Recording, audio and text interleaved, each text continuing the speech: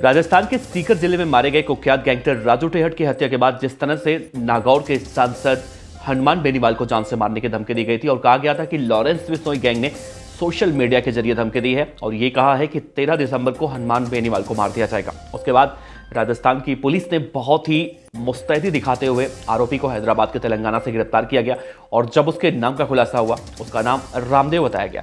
तो आज के इस वीडियो में हम आपको ये बताएंगे कि आखिर जो हनुमान बेनीवाल को जान से मारने की धमकी दे रहा था क्या वाकई में उसका लॉरेंस बिश्नोई गैंग से कोई ताल्लुक है या फिर जो रामदेव नाम का आरोपी पकड़ा गया उसका आपराधिक रिकॉर्ड क्या है, कहां का रहने वाला है और वो किस गैंग से ताल्लुक रखता है। दूसरी चर्चा इस वीडियो में ये करने वाले हैं कि राजू टेहट के हत्याकांड में शामिल 2 आरोपी और गिरफ्तार हुए हैं। हालांकि उन्होंने गोली तो नहीं चलाई थी लेकिन हथियारों के लिए हथियारों का इंतजाम किया था, हरियाणा से गिरफ्तार हुए हैं। इनके बारे में भी पूरी बातें डिटेल से बताएंगे, तो बने रहेगा वीडियो के अंत तक। आपको इस वीडियो को पूरा देखना चाहिए क्योंकि कहीं ना कहीं हत्यारे राजू टेहट को मारने के लिए जिस तरह से राजस्थान के अंदर एक टेरर पैदा करना चाहते थे तो राजस्थान की पुलिस ने उन्हें पकड़कर यह दिखा दिया कि कोई भी राजस्थान के अंदर इस तरह का अगर टेरर पैदा करना चाहता है तो पुलिस उसकी अकड़ निकाल लेगी।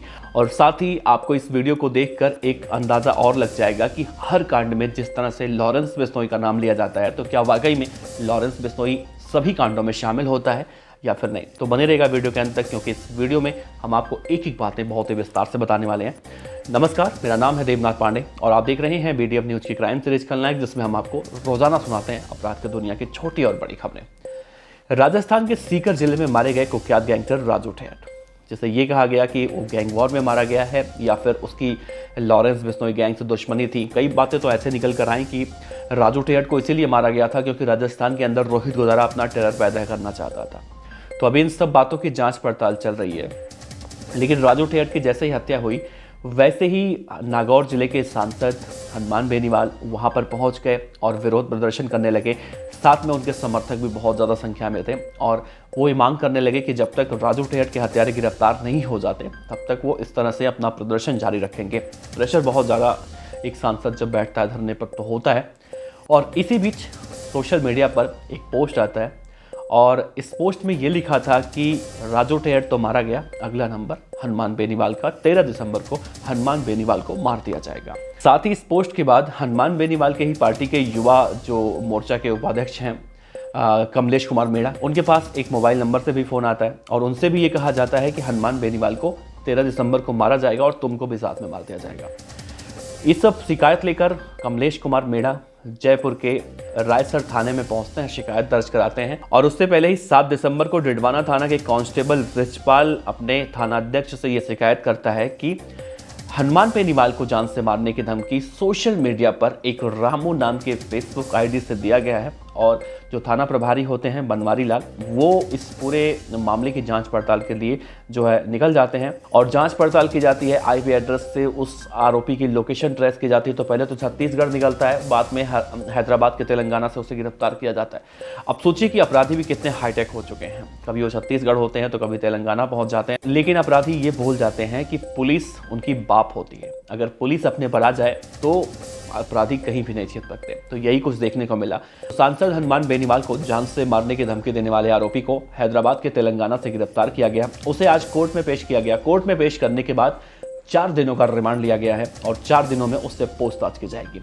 लेकिन अब बड़ा सवाल उठता है कि आखिर रामदेव है कौन, क्योंकि सांसद हनुमान बेनीवाल की तरफ से जो शिकायत दर्ज की गई थी उसमें यह कहा गया था कि लॉरेंस बिश्नोई के नाम से उन्हें जान से मारने की धमकी दी जा रही है। लॉरेंस बिश्नोई 007 गैंग का उसका मौसेरा भाई या ममेरा भाई ऐसे कुछ बताया था उन्होंने और उसने जान से मारने की धमकी दी है। तो आपसे बता दें कि शुरुआती जांच में जो निकलकर सामने आया है उसमें यह कहा जा रहा है कि नागौर जिले के सुतरासन थाना इलाके के मालासर गांव का रहने वाला है सांसद हनुमान बेनीवाल को जान से मारने की धमकी देने वाला। तो रामदेव उसी इलाके का रहने वाला है जहां के वो सांसद हैं। तो अभी पुलिस इस बात के इन्वेस्टिगेशन में लगी हुई है कि क्या रामदेव जो आरोपी है उसका सांसद हनुमान बेनीवाल से कोई पुराना झगड़ा वगड़ा हुआ था, तो उस बात की इन्वेस्टिगेशन की जा रही है। दूसरी बात ये निकल कर सामने आई है कि उसका किसी भी गैंग से कोई भी ताल्लुक नहीं है।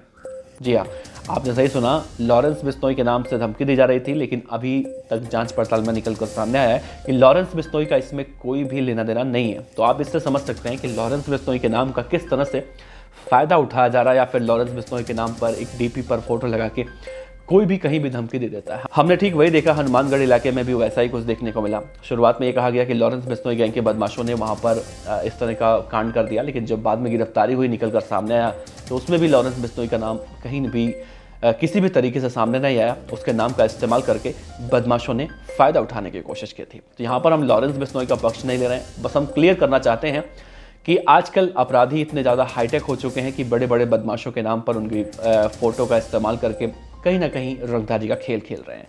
अब इस पूरे मामले में 4 दिनों का रिमांड रामदेव का मिला है पुलिस को, उससे पूछताछ की जा रही है। दूसरी खबर है, राजू ठेहट के हत्याकांड के मामले में 2 आरोपी, एक का नाम मुकेश कुमार बताया जा रहा है और दूसरे का नाम सतीश पहलवान, जो कि हरियाणा के ददमा का रहने वाला है। कुंवर राष्ट्रदीप जो वहाँ के एसपी हैं, उन्होंने साफ तौर से कहा है कि ये राजू ठेहट गैंग से इनकी रंजिश थी। राजू ठेहट को मारकर ये लोग राजस्थान के सीकर में एक टेरर पैदा करना चाहते थे, एक नई एक्सटॉर्शन की गैंग जो है खड़ी करना चाहते थे, लेकिन पुलिस ने इन आरोपियों के मंसूबों पर पानी फेर दिया और इन सभी को एक को गिरफ्तार करके सलाखों के पीछे डाल दिया गया है।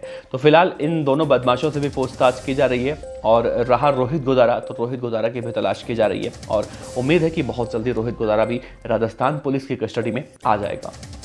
तो इस खबर को बताने का मकसद ये था, एक तो जिस तरह से लॉरेंस बिश्नोई के नाम पर हम लगभग रोजाना देखते हैं, कभी लॉरेंस बिश्नोई के नाम पर रंगदारी मांगी जाती है, कभी लॉरेंस बिश्नोई के नाम पर कुछ और सुनने को मिलता है, जबकि लॉरेंस बिश्नोई को के बारे में कहा जाता है कि वो तो भैया हाईटेक सिक्योरिटी के अंदर बंद है, वो सब उसके साथ करीब मुझे लगता है 100 से 150 पुलिस वाले जहां जाता है वो जाते हैं, तो लॉरेंस बिश्नोई कैसे कर सकता है। खैर, जब आरोपी गिरफ्तार होते हैं, उनसे पूछताछ की जाती है, तो ये बातें निकल कर सामने आती हैं। तो यहाँ पर आप मेरे बताने का मतलब आप कहीं से मत समझिएगा कि मैं लॉरेंस बिश्नोई का समर्थन कर रहा हूँ, बल्कि मैं वही बातें कर रहा हूँ जो बातें फैक्ट हैं और जो बातें देखने को मिल रही हैं। तो मिला जुला कर देखें तो सबसे अच्छी बात ये रही कि सांसद हनुमान बेनीवाल को जान से मारने की धमकी देने वाले आरोपी को पुलिस ने गिरफ्तार कर लिया। साथ ही राजस्थान पुलिस ने ये भी मैसेज देने की कोशिश की है कि अगर कोई भी गुंडा इस तरह की गुंडाई करने की कोशिश करेगा तो ना सिर्फ उसे हिंदुस्तान के किसी कोने में भी बैठा होगा, उसे वहाँ से खींच लाएगी पुलिस, बल्कि उसका इतना आदर सत्कार किया जाएगा कि कभी वो इस तरह की हरकत करने से पहले 100 बार सोचेगा। तो फिलहाल आप इस वीडियो पर अपनी राय दीजिए। अगर आपने चैनल को सब्सक्राइब नहीं किया अभी तक, सब्सक्राइब कर लीजिए, क्योंकि अपराध की दुनिया की छोटी बड़ी खबरें हम लगातार आप तक पहुंचाते रहते हैं। तो अपने विचार जरूर रखिएगा। नमस्कार, मिलते हैं अगले वीडियो में।